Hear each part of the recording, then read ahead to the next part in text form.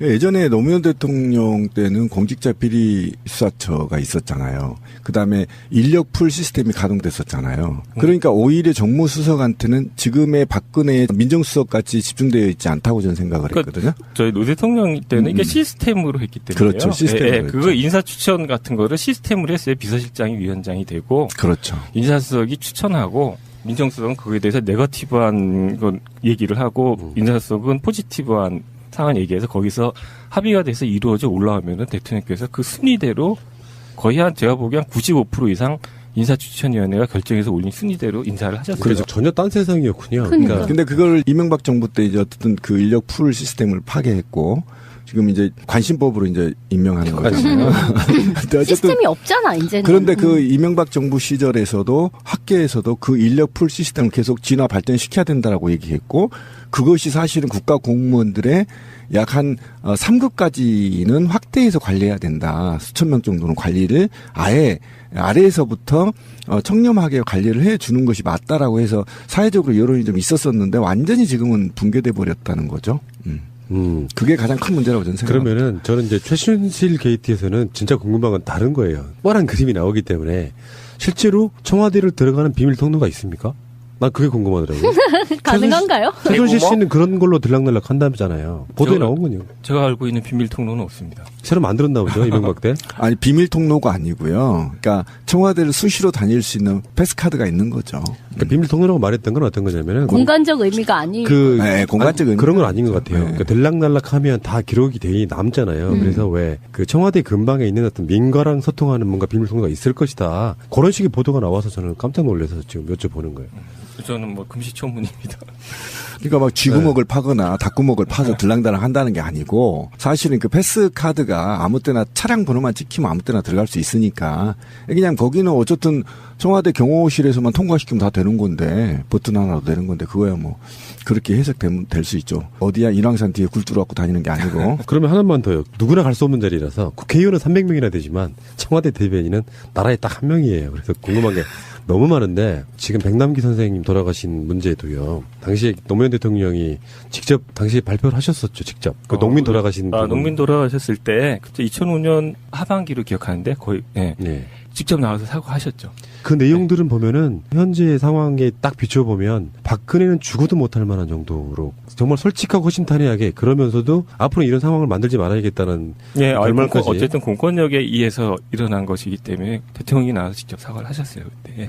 그리고 나서 대통령께서 웬만하면 권력기관을 독립시킨다는 차원에서 이 권력기관장의 임기를 보장하려고 굉장히 애를 쓰셨는데 그래서 경찰청장이 임기가 남아 있었음에도 불구하고 여론이 저기 하니까 나중에 경찰청장도 교체를 했죠.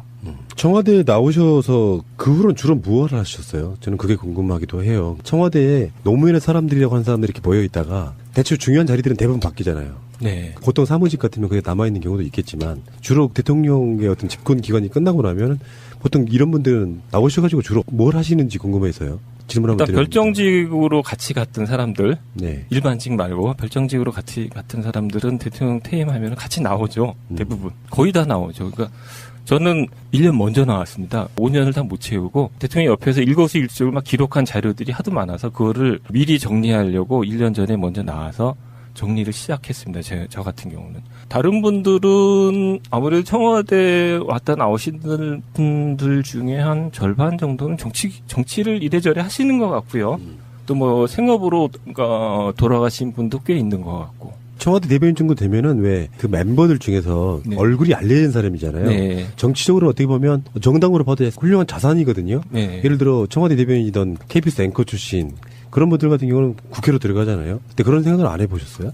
제가 2007년에 제가 정치권 생활을 한 게 2007년 정도가 한 20년이 되던 때였는데요. 그때는 2008년이 총선이 있어가지고 청와대도 나와 있고 그때 주변 사람들이 이제 뭐 할 것도 없는데 너 출마해라. 그러니까 정말 생각해보니까 마땅히 할 게 없어요. 이게 정치권에 있다는 게 밖에 나와서 무슨 뭐 전문성이 키워진 게 아니고요. 네? 그래서 진짜로 출마해볼까 했는데 그 얘기가 어떻게 해가지고 대통령께 들어간 것 같아요. 대통령이 한번 부르시더니 자네는 정치하지 말게 하고 딱 잘라 얘기하시더라고요. 왜요? 앞길을 막으셨네. 네, 자네는 스타일도 그렇기도 하고 무엇보다 당신 생각과 말들 이거를 퇴임 후에도 자신하고 같이 정리하면서 책으로 엮어내는 일을 했으면 좋겠다. 그게 내가 보기에 너 자네한테는 훨씬 더 이게 잘하는 일일 거다. 그렇게 얘기하셔서 제가 그때 바로 포기를 했습니다. 지금 제가 보니까요. 대변인을 그 자리를 시킨 것과 정치하지 말라는 게 굉장히 일맥상통해 보여요. 대변인님을 잘 모르니까 어떤 스타일인지 잘 모르겠는데 정치해야 될 만한 스타일의 사람이 아니고 정말로 진중하게 진정성 있게 국민들과 소통할 수 있는 사람을 대변을 시켰다고 하면 그런 사람은 정치권에 안 맞는다는 본인 나름대로의 결론을 내리시고 어떤 시각이 확실히 있으셨던 것 같네요, 보니까. 그렇게 얘기하면 좀 섭섭하기도 하고.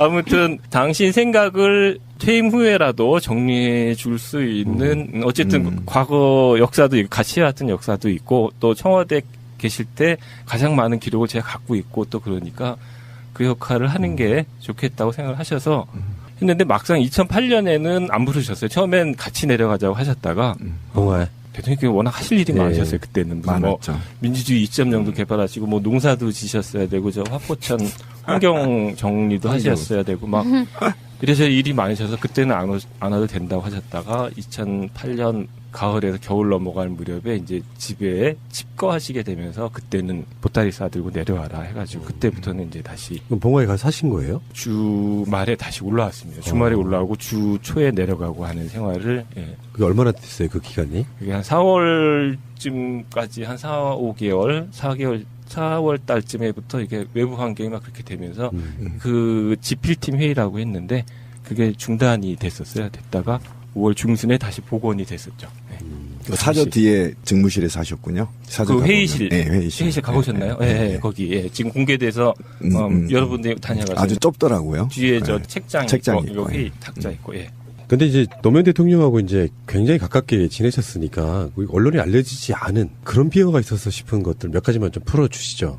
없습니다. 재밌는 없어요? 얘기. 없어요.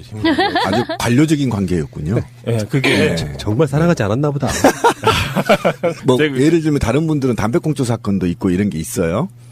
근데 재밌는 얘기 다 했어요. 다 했고 저희 때는 그래도 뭐 알려지지 않는 에피소드가 없는 게 좋은 에피소드면 에피소드대로 다 저 대통령 인기가 많이 낮았기 때문에 그거 좀 복원시키려고 많이 저 얘기를 해야 됐었고 나쁜 에피소드는 나쁜 에피소드대로 다 밖으로 어떻게든 나가서 이 보수 언론 쪽에 다 보도가 되고. 그 중에 그러면 있었는데 가장 임팩트 있는 거 알려준 것 중에 하나만 예청자들을 위해서 하나만 이야기해 주십시오. 알려졌기는 했지만 한 번도 본인의 입으로 들어보는 이야기.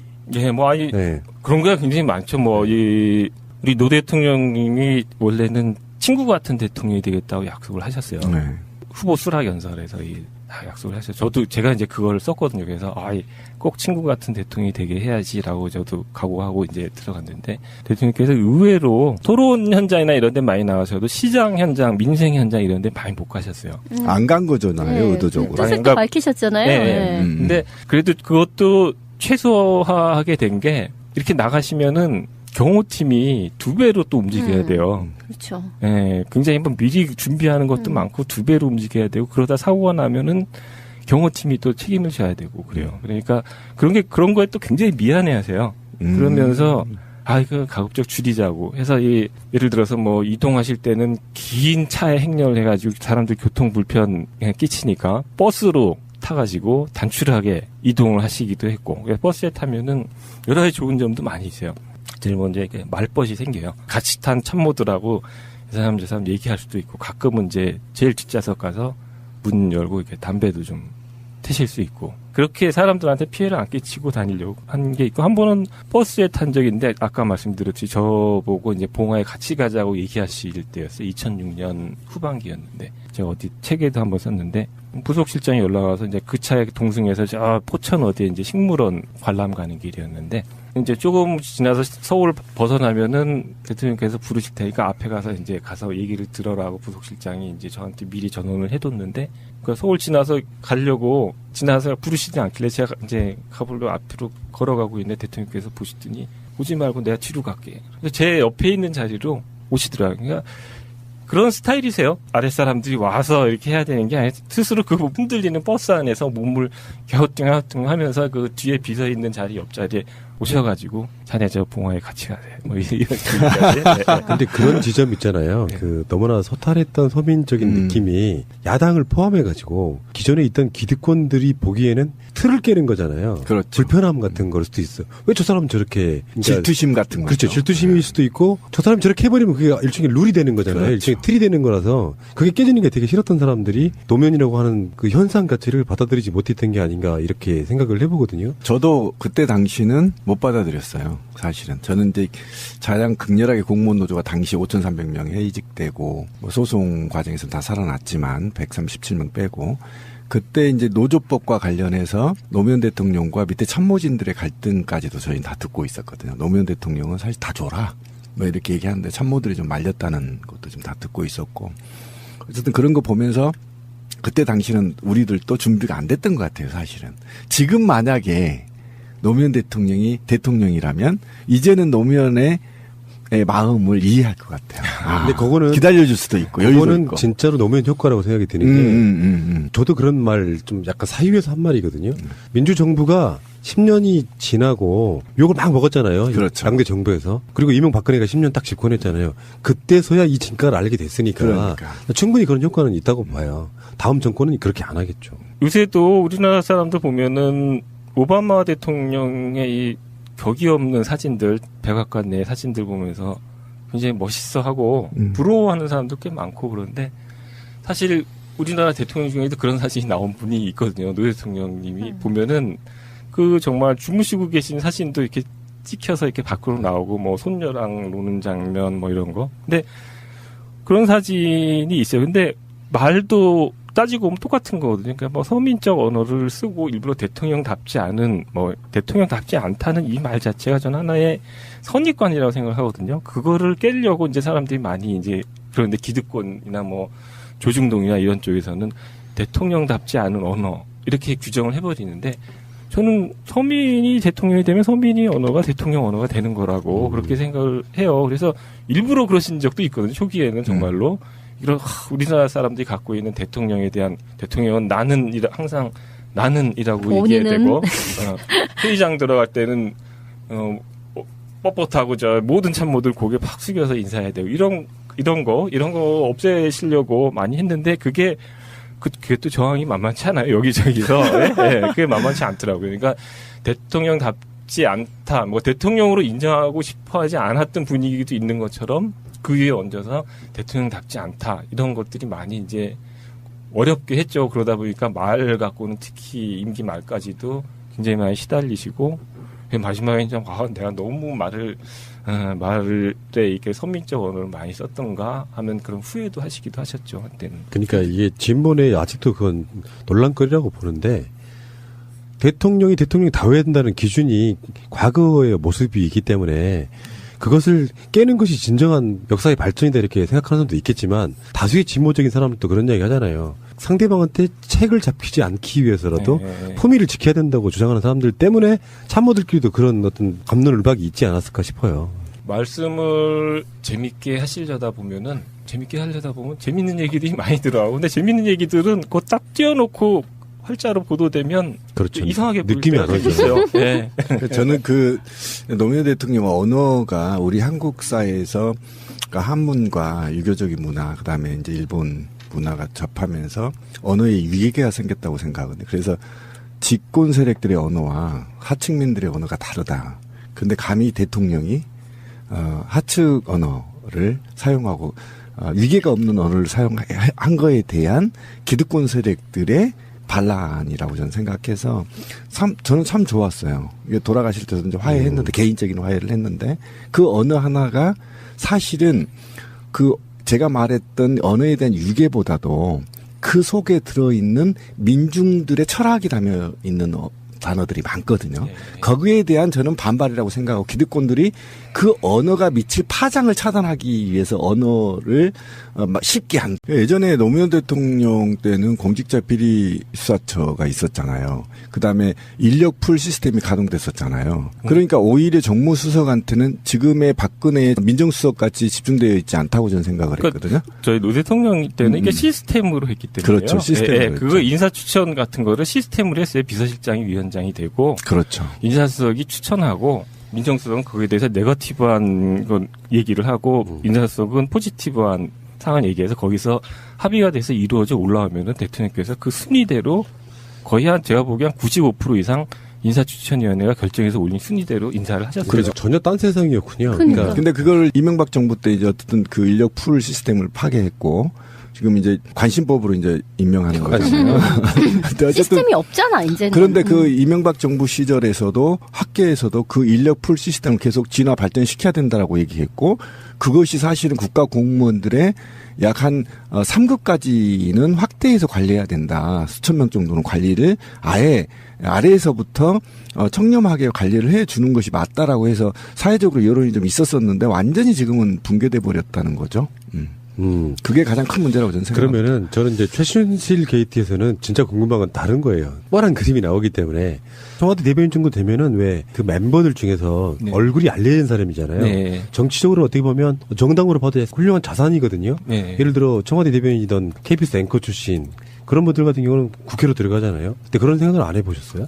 제가 2007년에 제가 정치권 생활을 한 게 2007년 정도가 한 20년이 되던 때였는데요. 그때는 2008년이 총선이 있어가지고 청와대도 나와 있고 그때 주변 사람들이 이제 뭐 할 것도 없는데 너 출마해라. 그러니까 정말 생각해 보니까 마땅히 할 게 없어요. 이게 정치권에 있다는 게 밖에 나와서 무슨 뭐 전문성이 키워진 게 아니고요. 네? 그래서 진짜로 출마해볼까 했는데 그 얘기가 어떻게 해가지고 대통령께 들어간 것 같아요. 대통령이 한번 부르시더니 자네는 정치하지 말게 하고 딱 잘라 얘기하시더라고요. 왜요?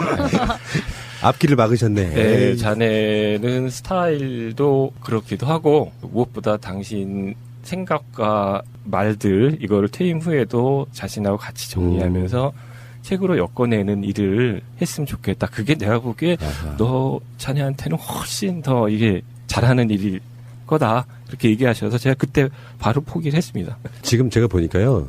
대변인을 그 자리를 시킨 것과 정치하지 말라는 게 굉장히 일맥상통해 보여요. 대변인임을 잘 모르니까 어떤 스타일인지 잘 모르겠는데 정치해야 될 만한 스타일의 사람이 아니고 정말로 진중하게 진정성 있게 국민들과 소통할 수 있는 사람을 대변을 시켰다고 하면 그런 사람은 정치권에 안 맞는다는 본인 나름대로의 결론을 내리시고 어떤 시각이 확실히 있으셨던 것 같네요, 보니까. 그렇게 얘기하면 좀 섭섭하기도 하고.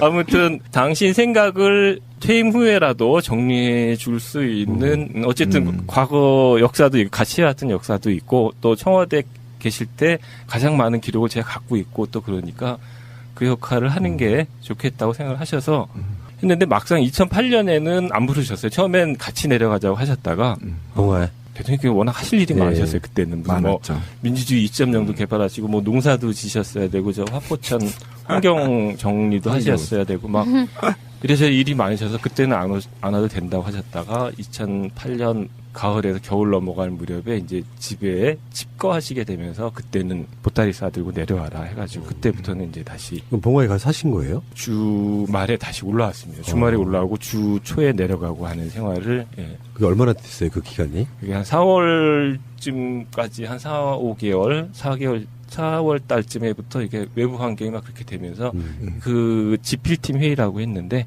그게 중단이 됐다가 5월 중순 정말 솔직하고 허심탄회하게 그러면서도 앞으로 이런 상황을 만들지 말아야겠다는 결말까지. 어쨌든 공권력에 의해서 일어난 것이기 때문에 대통령이 나와서 직접 사과를 하셨어요 그때. 그리고 나서 대통령께서 웬만하면 그 권력기관을 독립시킨다는 차원에서 이 권력기관장의 임기를 보장하려고 굉장히 애를 쓰셨는데 그래서 경찰청장이 임기가 남아 있었음에도 불구하고 여론이 저기 하니까 나중에 경찰청장도 교체를 했죠. 청와대에 나오셔서 그 후로는 주로 무엇을 하셨어요? 저는 그게 궁금하기도 해요. 청와대에 노무현의 사람들이라고 하는 사람들이 이렇게 모여 있다가 대충 중요한 자리들은 대부분 바뀌잖아요. 네. 보통 사무직 같으면 그게 남아있는 경우도 있겠지만 주로 대통령의 어떤 집권 기간이 끝나고 나면 보통 이런 분들은 나오셔가지고 주로 뭘 하시는지 궁금해서요. 질문 한번 일단 드려봅니다. 별정직으로 같이 갔던 사람들, 네. 일반직 말고 별정직으로 같이 갔던 사람들은 대통령 퇴임하면 같이 나오죠. 대부분. 거의 다 나오죠. 그러니까 저는 1년 먼저 나왔습니다. 5년을 다 못 채우고 대통령이 옆에서 일거수일투족을 막 기록한 자료들이 하도 많아서 그거를 미리 정리하려고 1년 전에 먼저 나와서 정리를 시작했습니다. 저 같은 경우는. 다른 분들은 아무래도 청와대 왔다 나오신 분들 중에 한 절반 정도는 정치를 이래저래 하시는 것 같고요. 또 뭐 생업으로 돌아가신 분도 꽤 있는 것 같고. 실제로 청와대를 들어가는 비밀 통로가 있습니까? 난 그게 궁금하더라고요. 가능한가요? 최순실 뭐? 씨는 그런 걸로 들락날락 한다잖아요. 보도에 나온군요. 제가 알고 있는 비밀 통로는 없습니다. 새로 만들었나 보죠, 이명박 때? 아니 비밀 통로가 아니고요. 그러니까 청와대를 수시로 다닐 수 있는 패스카드가 있는 거죠. 그러니까 비밀 통로라고 말했던 건 어떤 거냐면은 공간적 의미가 아니. 네, 공간적 의미. 그런 건 아닌 것 같아요. 네. 그러니까 들락날락하면 다 기록이 돼 남잖아요. 그래서 왜 그 청와대 근방에 있는 어떤 민가랑 소통하는 뭔가 비밀 통로가 있을 것이다. 그런 식의 보도가 나와서 저는 깜짝 놀라서 지금 여쭤보는 거예요. 저는 뭐 금시초문입니다. 그러니까 막 쥐구멍을 파거나 닭구멍을 파서 들랑달랑 한다는 게 아니고 사실은 그 패스 카드가 아무 때나 차량 번호만 찍히면 아무 때나 들어갈 수 있으니까 그냥 거기는 어쨌든 청와대 경호실에서만 통과시키면 다 되는 건데 버튼 하나로 되는 건데 그거야 뭐 그렇게 해석되면 될 수 있죠. 어디야 인왕산 뒤에 굴 뚫어갖고 다니는 게 아니고. 그러면 하나만 더요. 누구나 갈 수 없는 자리라서 국회의원은 300명이나 되지만 청와대 대변인은 나라에 딱 한 명이에요. 그래서 궁금한 게 너무 많은데 지금 백남기 선생님 돌아가신 문제도요. 당시에 노무현 대통령이 직접 당시에 발표를 하셨었죠. 직접. 그 농민 돌아가신 부분. 농민 돌아가셨을 때 그때 2005년 하반기로 기억하는데 거의 네. 직접 나와서 사과하셨죠. 그 내용들은 보면은 현재 상황에 딱 비춰보면 박근혜는 죽어도 못할 만한 정도로